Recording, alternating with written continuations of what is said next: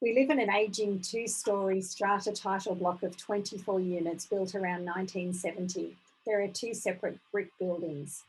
The complex has big external common areas. Maintenance and upkeep of these areas takes up to 29% of the budget. We have extreme maintenance and repairs that need to be attended to, including leakage issues, drainage problems, cracks and movements, etc. Repairs and maintenance of the building are currently 21% of the budget, rising every year unless extensive remedial works are undertaken. There's currently no sinking fund. Our units are at the lower end of the market, both in cost and rents.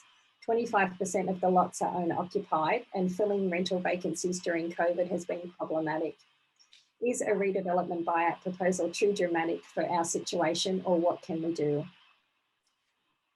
Yeah, an interesting question. Look, I guess it comes down to the appetite of the other owners, and if it makes sense that it's going to be a lot easier and cheaper for lot owners to sell the property collectively rather than having to deal with the maintenance issues and constantly upkeep the property, then a buyout to a developer could make sense.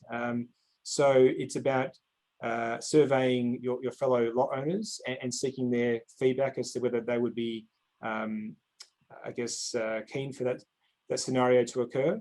Up in New South Wales, there's legislation that has been introduced recently. I understand that it only requires 75% of owners to agree to sell the property, as long as a few other conditions are met.